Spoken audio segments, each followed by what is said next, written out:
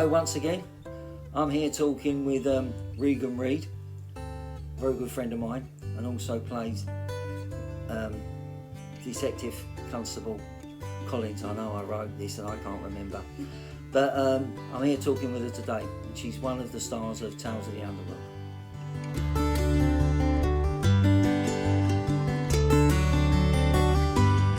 Well, I mean, it didn't take you long, did it? Anybody think you got inside information? Can you confirm the identity of the victim? They all got what they deserve, what they tried to do to Ernie and me. Well, my very good friend, who I've known since Lucas and Albert come out, Regan Reed. Thank you for doing this interview. Nice to see you again. So, tell me, how did you get into acting? I started doing a little bit of amateur acting back in my 20s when my son was very young. Dad's always done it. He done it when he was young as well. He was part of the Harlequins in London. Okay. Did a few things there, so he was kind of my inspiration behind it. And I was always a bit of a pose queen. Whenever Dad got the camera out, he was a photographer. Oh yeah. I was sitting there and posing and things like that. So yeah, and the bug bit, and that was it really. I fell out of it. Life got in the way. Yeah. And stopped doing it. Confidence lost a little bit, and then I met yourself. Yeah. And you inspired me. Oh. To get going again. Thank you very much. A lot of people have been saying that. I wish I'd know how to do it. I could inspire myself. But so, what have you been doing recently to get into this acting? I mean, you said you've done some amateur dramatics. Whereabouts was that? That was in Surrey, in New Malden. Oh, right. With the St James's players, who were amazing players. They were lovely. Yeah. It was like one big family, like most places, although most of them were family. Yeah. But it was incredible. They were a lovely group of people to work with, and it was an absolute joy, and it was a good time in my life. So how did you get to Claxton? That's a long story. I had a rather nasty accident, a rather nasty car accident that done a lot of damage to my back. Okay. And unfortunately, it scuppered my career with a very well-known retail company, and I had to step away, and I was medically signed off for 5 years due to the injury. Sad, I never knew that. And yeah, well, it was a tough time. It was hard work just to lift a kettle. Oh dear. So yeah, from there, I needed support with my son because he was playing little man in the house, and I wanted him to have a childhood. So I moved down here because Mum and Dad had retired down here. For a little bit of support with the family, and that was it. The rest is history. That's good, because I mean, what a lot of people don't know, you've got massive connections to films anyway. I mean, because you are the manager of the Century Cinema, which is part of Picturedrome, in Clacton-on-Sea, which is how we met. I mean, we had Lucas and Albert there, and obviously we hope to have Tales of the Underworld there.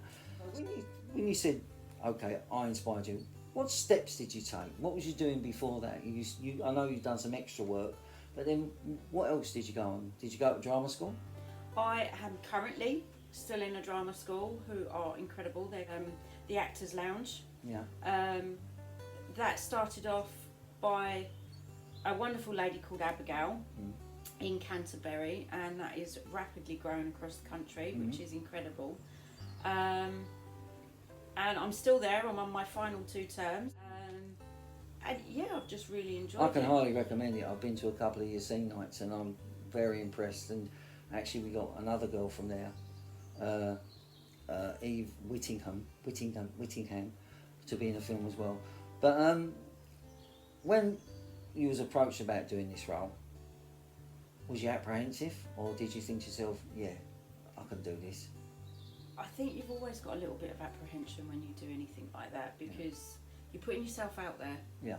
And you're taking a risk, and you never know what the response is going to be. You're never going to know what your performance is like, and you just think, can I do it? But there just comes a time when you've got to say, if I don't try, I don't know. Take that leap of faith. Yeah, you're just going to sit there thinking, spending your time, what if? Yeah, what if? So, in the film you're playing Colin, who's the second, is the partner of not the partner, but job partner of Inspector Ridlington, who we interviewed the other day. What can you tell us about the character? Colin's backstory is she's military background. Yeah. She's recently come out of the military police and has pursued a career in regular policing. Yeah.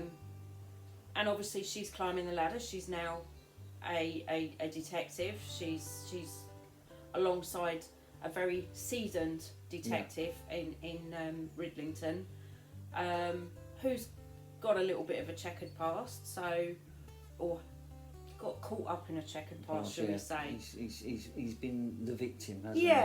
Yeah, and I think that's where she is. She's trying to find out, is he kosher, is he not, is he a good guy, is he not a good guy? And I think that's where they start. It's trying to figure out who they are and where they are with each other with that. I mean, how do you tackle a role like that? Have you got any military background yourself? Have you got any? I know you're a manager and everything else, so there's some sort of authority there. How do you go about tackling something like someone who's a detective constable? Well, I've got a sort of. I mean, my dad was in the military. Yeah. Dad was very proudly a all arms commando. So I've got his backstory behind that and what the military is like. Obviously, we've got family that were in the war. My great uncle Tommy is laying at rest in Malta. Oh. Faith, hope and charity. Yes. And I was also the Clacton Sea Cadets when I came down as a volunteer. Did that help you? I mean, normally when you've got to play a role, you do some background work, and being a police officer these days there's so many different ways you can become a police officer. So did you do some background work on it and sort of thing, or did you get this basically all from memory, or an imagination or inventiveness? To be fair, I've got friends and family in the police force as well. So I kind of, although they can't share what they experience, that you know what they go through, and you know the struggles, and you know the traumas that they can see. So you learn from that, and you just tap into that a little bit. And then it's just, I don't know, I think you just feel it. You just feel what's right. That's where you use your improvisation and your mental skills to do it, and your imagination. So tell us a bit about the film, Tales in the Underworld, and what you know about it, because we was very cagey on everybody's scenes. So, as you know, it's like a series of stories that are linked together to make a film with people crossing over, each other's stories. So, what do you know? This one, this is more like, I think it's for me, it's around Ridlington is trying to get to the crux of the criminal element that's involved, and the gangster element, and he's slowly trying to bring that down because it's hurt from the past a lot of people around him, and he's trying to get those answers and trying to hold those people responsible. I think, and it's a case of, it's not glamorizing the underworld side of things. It is saying, there are people out there that do these things, but guess what? It doesn't pay, and what goes round comes round. Your character's a little bit more forthright. Do you think being a manager at a cinema helps you do that? Yes, in a sense it does, because you are responsible for a lot of people. And you're responsible for their health and well-being. And I suppose as a police officer, that's your job. You're there to keep and safeguard people. And not only the general public, but the people that you're working with. So I suppose it does, in a way. Which is a leading question, really, because in having all that, when we hopefully eventually get the film screen, we're going to do it at the Century Cinema. How are you going to feel when you're going to be managing and you're going to be in a film that's actually in your cinema? I have no idea. I really genuinely don't. It's really weird. Yeah. I'm not looking forward to seeing myself on the screen. No. But I am really looking forward to seeing everybody else because it's been an incredible journey and I've met some amazing people doing this project. I mean, you've worked on big sets, obviously, you said as an extra. How does it compare working on like a low budget film like this to working on a big set? Because I know you said you've done a lot of stuff as extra work, so you've worked on some big sets. Yeah, I've worked with some large sets. I've worked with the small sets as well. To be fair, with the smaller budget, I think it creates a closer knit group. Mm. And during this filming, I've made some lifelong friends, I feel. Yeah. And it is very much a family thing. We are like an extended family. I don't think what a lot of people understand is when you're on set, you could be doing anything. You know, hold this card up, you know, just block the lights, you know. Can you stand over there? Can you go and get the fish and chips, you know? It just happens like that. Make the tea. make the tea, yeah. I think we've all made the tea. And I know you said a close-knit family, but in what sort of way do you find, you know, working with people like Tony Denham and Kim Talforth and Sid Livingston and people like that, and Jimmy and myself, do you find that brings it closer to the other cast members? I've always felt that when I've done a bigger film, I'm stuck in a Winnebago I never see until the first day I get on set with them. Do you think that works better for you as an actress? It's incredibly inspirational because even though you're not working directly with an individual, you still get the chance to talk to them, share their experiences, and it humanises them. Yeah. And because you meet people like Sidney Livingston and Sidney King, I wouldn't have met them normally. Yeah. But to then sit down and have a drink with them, excuse the heavy breathing. It's just going to let you know there, as it's nice, we've got this great big dog sitting on the side of us. Look, see, there's a dog, so that's all right. Okay, that's good. I love it when it comes out live like this.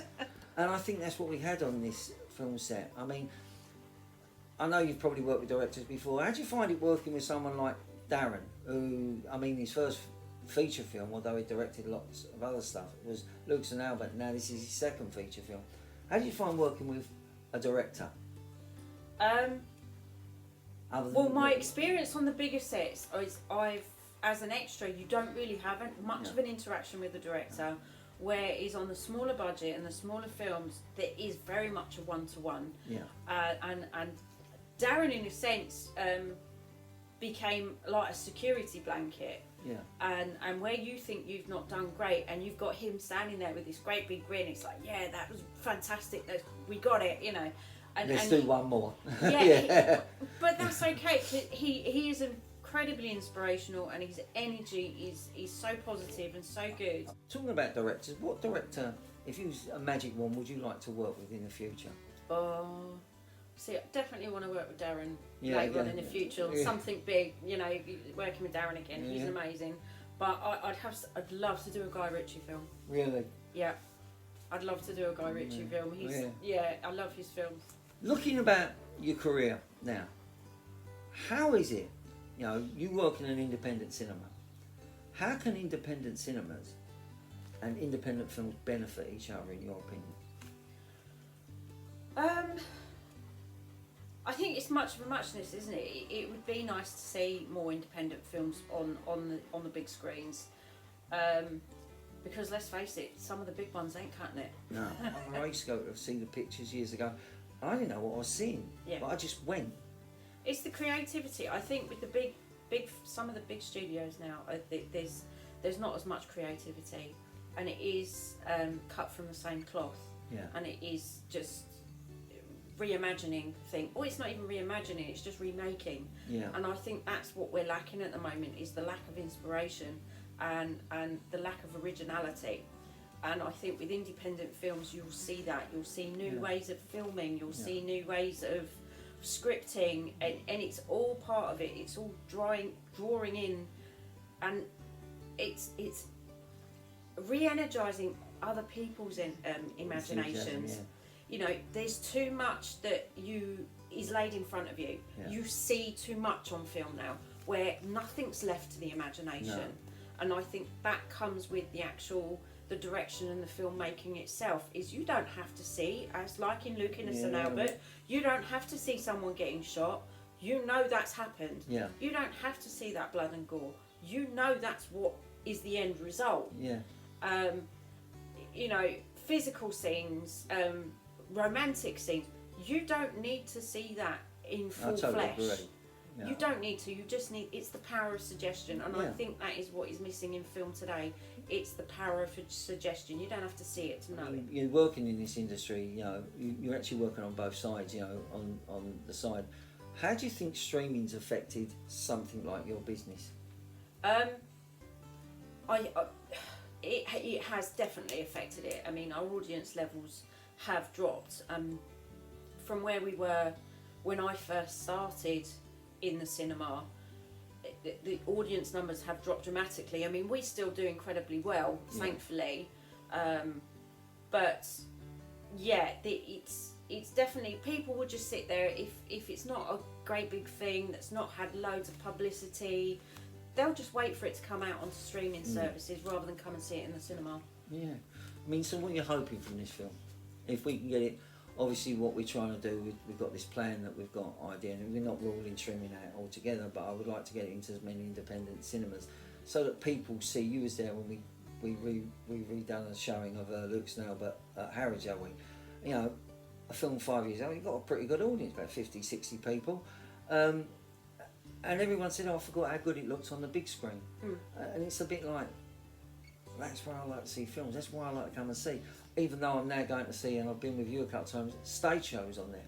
Because it's cheaper than me having to go to London and pay the tickets, prices to go there. You've got some great ones, you had Six, you've got Streetcar Named Desire coming up. We saw Othello and we saw Macbeth.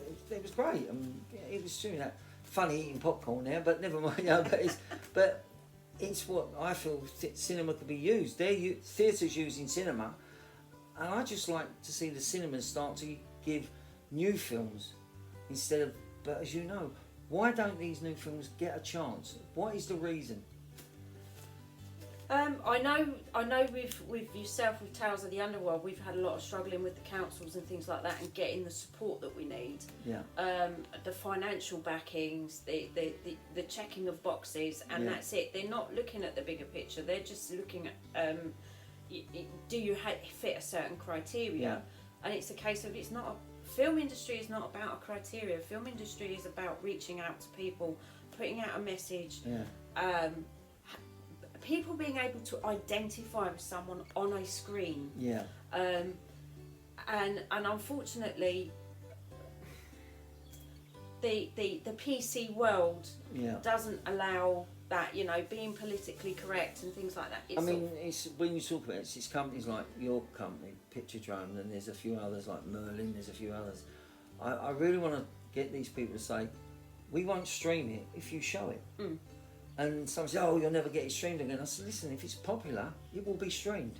Because it won't be streamed abroad, and if it's popular, build it and it will, as I said, build it and they will come. Yeah. And I'll get a lot of negativity, but with somebody like you that's in the industry, who I've actually listened to about films and what's gone, in your mind, what would you think would bring people back to the cinema in a bigger way? I think we need to dial back on the streaming services. I mean, at the moment, some of the TV shows are outdoing the films. Yeah. You know, the content on the TV shows are outdoing the films, and I think we need to start putting that focus back into film and putting the meaning back into film rather than just looking at numbers, trying to earn the money. It's being able to have people connect with the stories. Yeah, and that brings me to the next question. We've talked about your cinema. Well, I've said this to a lot of other people. What is it that having a film production in your area, what does it do for the area? Well, I mean, if you've got film companies coming down to film here in the Essex area, like you say, it will boost the income because actors need places to stay while they're filming. They need places to eat while they're going to want entertainment themselves. I've had actors come in to watch a film when they've been on at the Prince's Theatre, for instance. They've got nothing to do one evening, so they'll come down and watch a film. that brings And me business. and that's the other thing is pricing. Your prices are really reasonable. Yeah. You know what I mean? And you go to London, you're talking about 15 quid some places. Yeah. And for Clacton, that does get a bad press, and probably the whole of North Essex. I've always believed that doing this. I mean, you're basically a Clacton girl, and there's other actors in this who are just as passionate about you that I've also given opportunity and cast in the roles. What do you think that means to sort of local actors to think, oh God, yeah? I think it definitely gives local actors an opportunity they wouldn't normally get because all the jobs are in London. Yeah. You find that as an extra, and funny enough, I was having that conversation with a few of the extras yesterday, and they were basically saying unless you live in London, it's costing you money Yeah. to go and do extras work, and it does because you've got travel expensive. You know, if it's, for instance, I've done 3 night shoots, you're going to want a location because I nearly killed myself trying to get home every day. If we can do it locally, then it gives local actors more opportunity, and it just brings to light everything else. Like the Actors Lounge, they've come to Colchester. That's given them opportunity to then go to school, go to an actor school that's a reasonably Price actors, affordable with an rate. affordable rate, yeah. And do the equivalent of going to some of the big drama schools because they're touching on those classes. Yeah. It's huge. What films do you like to see? You mentioned Guy Ritchie. I absolutely adored Ungentlemanly Warfare. I thought that was an incredible film. That was so good. And I enjoyed, Snatch and things like that. So I do like that. But I still love the classics. I still adore the classics. I loved Excalibur. That's one of my big favourites. Yeah. Gone with the Wind. I love that one. I actually, when I was pregnant with my son, and I went through 6 hours of Braxton Hicks, and I watched those 2 films back to back. So I'm quite fond of those. I love the story about that. They had to put the emphasis, I don't give a damn. Yeah. We couldn't put the emphasis on damn because they said it might not get past the Senate. Damn. And you think, and now what we say on TV, Yeah. I don't give a damn. Yeah. But I mean, there's some incredibly inspirational actors in that film. I mean, Olivia de Havilland is one of my favourites. She's one of my favourites. Yeah. Stunningly beautiful, incredibly talented. I adored her when I grew up. I wanted to be Olivia de Havilland when I was growing up. Her sister's a famous actress as well, and they never got on. Gone with the Wind would be it, all 4 hours of it. Oh yeah. All 4 hours. Oh yeah, non-stop, absolutely. I mean, I'm a bit geeky and a bit nerdy. I love Harry Potter. Oh yeah, I remember you said that because you like the occult and not the occult or the mystics and the pagan type of thing. It's the appreciation of nature. It's the spirituality of nature. How important is it to you? I've only just come into it or accepted it recently, but it's massively important to me now. I don't think I could cope without it. It's certainly helped my mental health, and I've struggled with mental health for many years, and it gives me peace. It gives me inner peace, even if I've had a really bad day and had a bad experience with someone during the course of my working day. I come home, I meditate, and it just makes me feel better. See, that's okay. So that's what I like. I mean, I've always said that about acting. It's like religion. You find people who've got religion can't live without it. And I'd say that if you get that acting bug, no matter how old you are, you'll still have that inner belief that one day that phone's going to ring and they're going to, kid, you're in the picture. Yeah. And I'm still waiting. You're so am I 40 years later. But there's what do you see happening with the film? Where would you like it to see go? I know we said that we're going to have some screenings, obviously one in Clacton, one in London. I hope to get it in a few more cinemas. Where would you like to see this film go? And then what would you like to see that it could do for you? Well, for me, I mean, to be fair, it was kind of my manifestations that I was doing just before you turned up, actually. I want to see this really blow up. I want to see it be really successful for everyone involved. Producers, directors, everybody involved, because I think it deserves it for the relationships that it's created, for the inspiration that it's produced amongst the people. I'd love to see it get a film award, same as Lucas and Albert did. Well, yeah, we all. I mean, fingers crossed we might, but who knows? But I mean, as well, as a lot of people don't believe when I say it, I want to do it well for the area. If we can get more films made down here, we can create more jobs.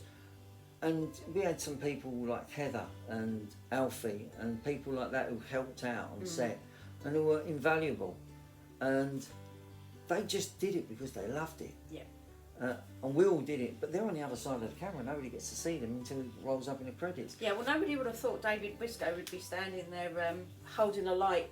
Yeah, in the blazing wind. In the blazing wind, or in the other night, or in the.